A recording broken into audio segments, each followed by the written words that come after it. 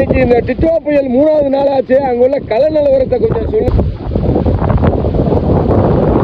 வணக்கம் சுதாகர். தற்போது டிட்டோ புயல் வந்து பார்த்தீங்கன்னா 3வது நாள் தொடர்ந்து கனமழை பெஞ்சுக்கிட்டே இருக்குதுங்க. மக்கள் வந்து ரொம்ப சிரமத்தில் இருக்காங்க. மீனவர்கள் பார்த்தீங்க அப்படின்னா அவங்களோட படகுகளை பழுது பார்க்கறதுக்காக மேலே தூக்கி வச்சிருந்த படகுகள் கூட பார்த்தீங்க அப்படின்னா இப்போ வந்து நிலை தடுமாறி கரையில் வந்து கவிழ்ந்து கிடக்குது. அந்த மாதிரியான காட்சிகள் நீங்கள் பார்க்க மாதிரி இருக்குமாங்க.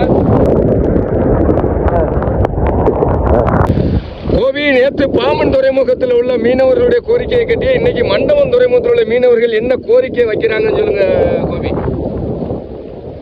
சுதாகர், அதாவது நம்ம நேற்று பாம்பன் தெற்கு துறைமுகத்தில் பார்த்தோம் அப்படின்னா நிறைய படகுகளை வந்து அப்புறப்படுத்தி பாதுகாப்பான இடத்துக்கு கொண்டு போனாங்க. இப்போ மண்டபம் துறைமுகத்தில் பார்த்தீங்கன்னா படகுகள் நிறைய சேதாரமாயிருக்கு.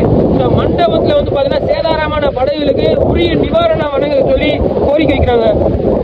கோவி, இந்த டிட்டோ புயல் இலங்கையில கிளம்பும் போது நல்ல கிளம்பி வந்தானே, இப்ப பாத்தீங்கன்னா அப்படின்னு சொல்லி வர்றானே. உங்க ஊர் பக்கம் வந்துட்டானா? உங்க ஊரை விட்டு எப்ப தாண்டுவான் கொஞ்சம் சொல்லுங்க கோவி.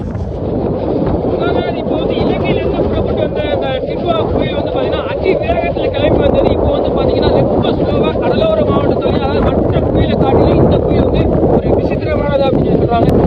தொடர்ந்து 3வது நாட்களாக வந்து கனமழை பெஞ்சிருக்கிறதுனால 4வது நாளாக வந்து பள்ளிகளுக்கு மட்டும் விடுமுறை அளிச்சிருக்காங்க. குறிப்பாக கல்லூரி மாணவர்கள் ரொம்ப கவலையா இருக்காங்க. என்ன காரணம் அப்படின்னா பள்ளிகளுக்கு விடுமுறை அளிக்க சொல்லி கோரிக்கை வைக்கிறாங்க. குறிப்பாக இந்த மாச கடைசியில அரிசி சாமானோட வீட்டுக்காரங்க புத்தாட்சிகளோட மட்டும் தான் மரியாதை சம்பளத்தை வழியை பாருங்க. சரி கோபி, கண்டிப்பா மாச கடைசி ஆச்சு. இந்த மாசம் சம்பளம் உங்களுக்கு கூட இருக்கு கோபி.